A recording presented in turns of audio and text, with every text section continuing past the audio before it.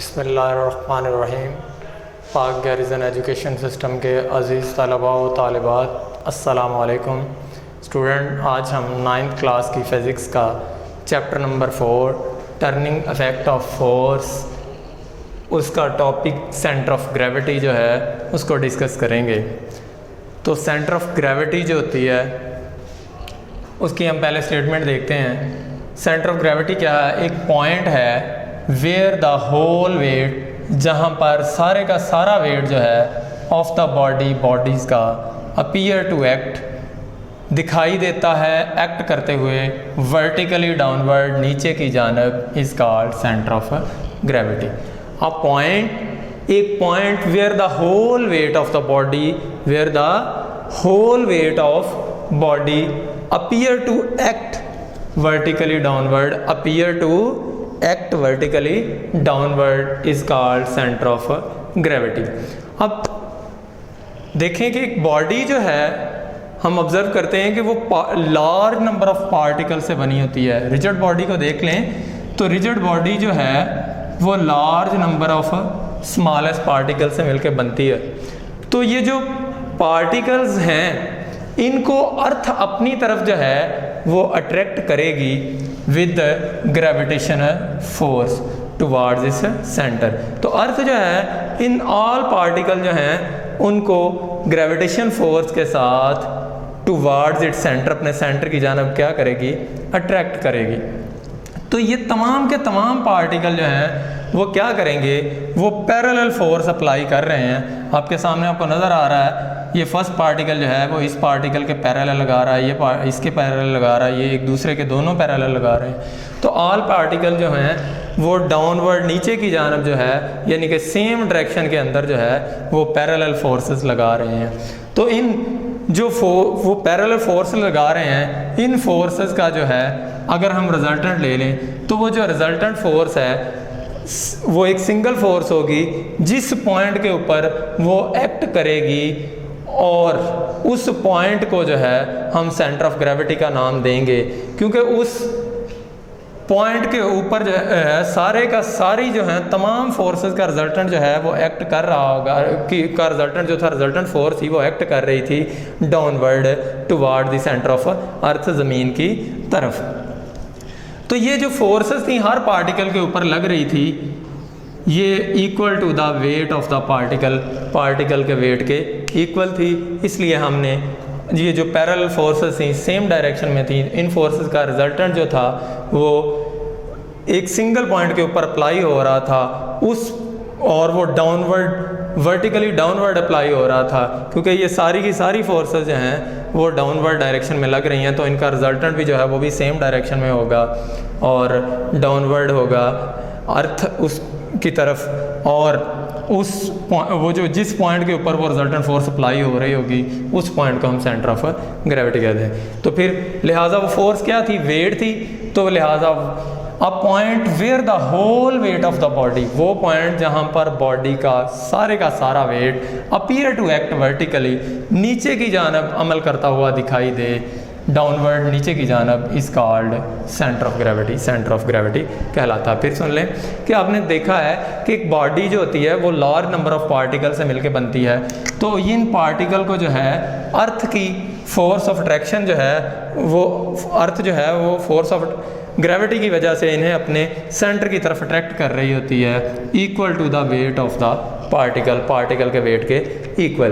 तो लिहाजा इन तमाम पार्टिकल की जो फोर्सेस हैं वो एक दूसरे के पैरेलल भी हैं और सेम डायरेक्शन में हैं। तो लिहाजा इनका रिजल्टेंट जो होगा वो भी किसी एक पॉइंट के ऊपर लाई कर रहा होगा, और जिस पॉइंट के ऊपर वो एक्ट वर्टिकली डाउनवर्ड कर रहा होगा उस पॉइंट को जो है, क्योंकि फोर्स जो होती है वो इक्वल टू वेट होती है, तो वो जिस पॉइंट के ऊपर वो रिजल्टेंट फोर्स लग रही होगी वो रिजल्टेंट वेट को शो कर रही होगी। तो वो पॉइंट जहाँ पर होल वेट यानी कि रिजल्टेंट वेट जो है बॉडी का अपीयर करे एक्ट वर्टिकली, यानी कि अपीयर करता हुआ दिखाई दे, नीचे की जानब अमल करता हुआ दिखाई दे वर्टिकली डाउनवर्ड, अमूदन नीचे की जानब, उसको क्या कहते हैं? सेंटर ऑफ ग्रेविटी कहते हैं। इसी तरह बात आ गई कि सेंटर ऑफ ग्रेविटी जो है, अगर हम अपनी रोज़मर्रा लाइफ के अंदर मुख्तलिफ अजसाम के centre of gravity find out करना चाहते हैं तो वो कहता है centre of gravity, find out centre of gravity of some symmetrical object. कुछ शक्ली आम जो हैं उनके centre of gravity find out करें। तो सेंटर ऑफ ग्रेविटी जो है हम किसी भी सिमेट्रिकल ऑब्जेक्ट का वो ज्योमेट्री की मदद से जो है वो फाइंड आउट कर सकते हैं। तो centre of gravity can be find with geometry, तो ज्योमेट्री की मदद से मालूम हो सकता है। तो अब ये हम यहाँ पे centre of gravity some symmetrical object जो है उसको फाइंड आउट करते हैं। तो सबसे पहले जो है हम सेंटर ऑफ ग्रेविटी जो है ऑफ यूनिफॉर्म रॉड का जो है वो centre of gravity find out करते हैं। तो आपके सामने ये एक यूनिफॉर्म रॉड है जिसकी यानी कि यूनिफॉर्मली जो है वो उसकी जो है स्ट्रक्चर है। तो आप देखें कि जो सेंटर ऑफ ग्रेविटी है वो पॉइंट है इसके अंदर, इस यूनिफॉर्म रॉड के अंदर, जहाँ पर ये रॉड जो है वो बैलेंस हो रहा है। फॉर एग्जांपल ये 100 मीटर का रॉड है तो 50 मीटर जो है वो इस तरफ है, 50 सेंटीमीटर इधर है और 50 सेंटीमीटर इधर है। तो यानी कि ये टोटल हमारे पास 1 मीटर लेंथ का जो था ये हर रॉड था। और ये इसका सेंटर ऑफ ग्रेविटी कहाँ पे लाई करेगा, जहाँ पे इसका जो है बैलेंस पॉइंट होगा। तो बैलेंस पॉइंट जो है वो 50 सेंटीमीटर पे जाके आएगा। तो 50 सेंटीमीटर एक तरफ हो जाएगा, 50 सेंटीमीटर एक तरफ हो जाएगा। तो यूनिफॉर्म रॉड होने की वजह से सेंटर पॉइंट के ऊपर जो है वो बैलेंस हो जाएगा।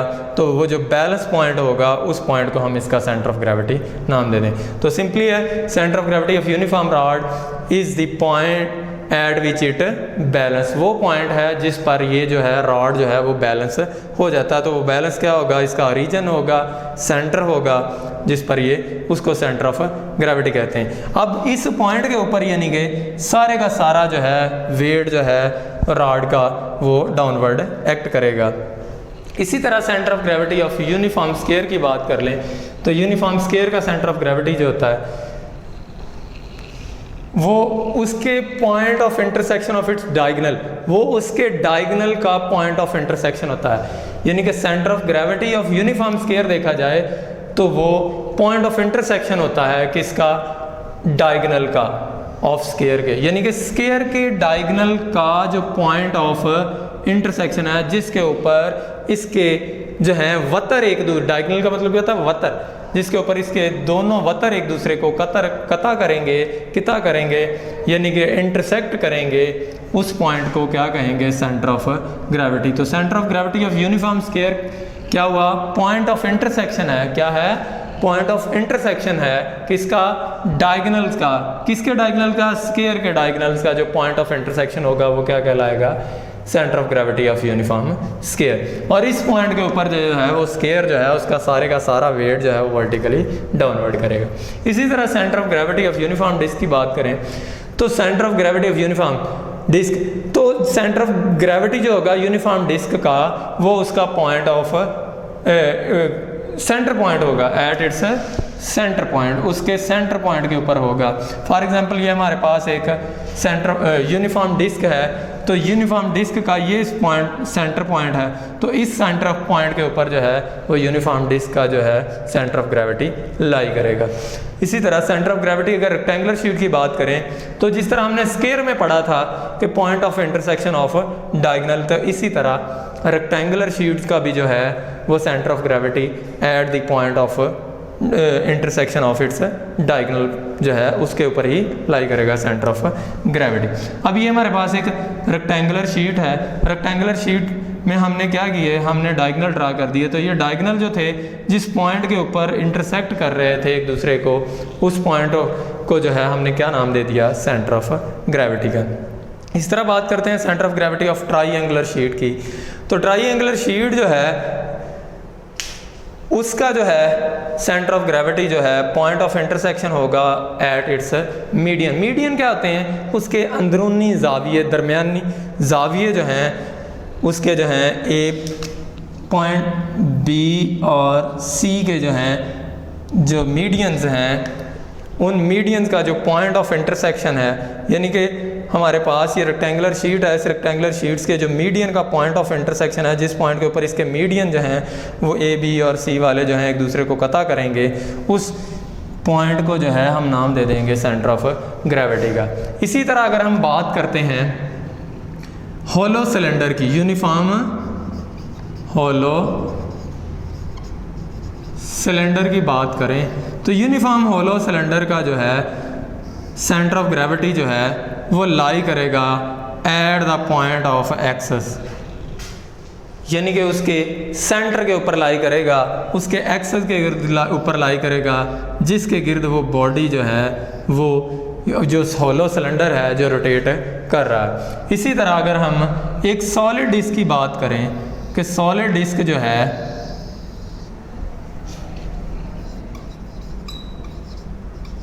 तो सॉलिड डिस्क का जो सेंटर ऑफ ग्रेविटी है वो भी लाई करेगा एट द सेंटर पॉइंट, उस डिस्क के सेंटर पॉइंट के ऊपर जो है वो उसका जो है सेंटर ऑफ ग्रेविटी जो है वो लाई करेगा। उम्मीद करता हूँ बेटा कि अब समझ आ चुका होगा अच्छी तरह, लेकिन हम एक दफ़ा फिर दोबारा रिव्यू करते हैं सारा लेक्चर जो है कि सेंटर ऑफ ग्रेविटी क्या है। एक पॉइंट है where whole weight of the body, जहाँ पर बॉडी का सारा वजन जो है अपीयर करता है, appear to act vertically downward, नीचे की जानब अमल करता हुआ दिखाई देता है, is called centre of gravity. तो आपको पता है कि अगर सेंटर एक रिजिड बॉडी को देखें तो वो लार्ज नंबर ऑफ पार्टिकल से बनी होती है, तो हर पार्टिकल को जो है वो अर्थ अपनी तरफ जो है वो ग्रेविटेशन फोर्स से जो है वो अट्रैक्ट कर रही होती है टुवार्ड इट सेंटर, अर्थ जो है उनको, और वो कितनी फोर्स जो होती है वो equal to the weight of object होती है। अगर ये जो तमाम के तमाम पार्टिकल जो हैं ये जो फोर्स लगा रहे हैं parallel to each other and in same direction, इनकी रिजल्टेंट फोर्स ली जाए तो वो रिजल्टेंट फोर्स जिस सिंगल पॉइंट के ऊपर लाई करेगी वहाँ पर इस सारी बॉडी का जो है वो वेट एक्ट वर्टिकली डाउनवर्ड करेगा। तो इस पॉइंट को फिर हम क्या कहेंगे, सेंटर ऑफ ग्रेविटी कहेंगे, जहाँ पे होल वेट जो है वो बॉडी का लाई करेगा। तो इसी तरह हम जो है मैंने आपको फाइंड आउट करके दिखाई है कि सेंटर ऑफ ग्रेविटी जो है वो सिमेट्रिकल ऑब्जेक्ट कैसे फाइंड आउट करते हैं, वो हम ज्योमेट्री की मदद से कैसे हम जो है वो फाइंड आउट कर सकते हैं। हम वो जिस सब्जेक्ट की हमने centre of gravity find out करना होता है उसकी हम डायग्राम को ड्रा करते हैं। जिस तरह हमारे पास यूनिफॉर्म रॉड है तो यूनिफॉर्म रॉड में उसका पॉइंट ऑफ बैलेंस पॉइंट जो है वो उसका सेंटर ऑफ ग्रेविटी होगा। इसी तरह यानी कि उस बैलेंस पॉइंट के ऊपर बॉडी बैलेंस हो जाएगी, उतना ही उसके लेफ्ट साइड पे वेट होगा, उतना ही राइट साइड पे होगा, यानी कि उस पॉइंट के ऊपर बॉडी बैलेंस हो सकती है। जिस तरह सीसा की मिसाल ले लें, जिस पॉइंट के ऊपर सीसा जो है उसके ऊपर बैठे हुए दोनों जो हैं प्लेयर जो हैं वो जब बैलेंस हो जाते हैं तो वो जो जिस पॉइंट के ऊपर वो बैलेंस होते हैं उसे क्या कहते हैं, सेंटर ऑफ ग्रेविटी कहते हैं, किसका, जो है सीसा का। इसी तरह जो है centre of gravity of uniform square जो होता है वो उसके डायगोनल का पॉइंट ऑफ इंटरसेक्ट होता है। इसी तरह सेंटर ऑफ यूनिफॉर्म डिस्क देख लें तो एट इट्स सेंटर पॉइंट होगा। Centre of gravity rectangular sheet का देख लें तो at the point of intersection of diagonal आ जाएगा। अगर हम बात करते हैं ट्रायंगुलर शीट की तो at the point of intersection of its median आ जाएगा। हॉलो सिलेंडर की बात करें तो at the point of centre या at the point of axis of rotation, जिस पॉइंट के गिर्द वो बॉडी या हॉलो सिलेंडर जो है वो रोटेट कर रहा होगा उसे सेंटर ऑफ ग्रेविटी कहेंगे। सॉलिड डिस्क की बात करते हैं तो उसका भी जो पॉइंट सेंटर पॉइंट होगा उस पॉइंट के ऊपर जो है उसका सेंटर ऑफ ग्रेविटी लाई कर रहा होगा, यानी कि वहाँ पर उसका सारे का सारा वेट लाई कर रहा होगा डाउनवर्ड परपेंडिकुलरली। उम्मीद करता हूँ बेटा आज का लेक्चर अच्छी तरह समझ आ गया होगा।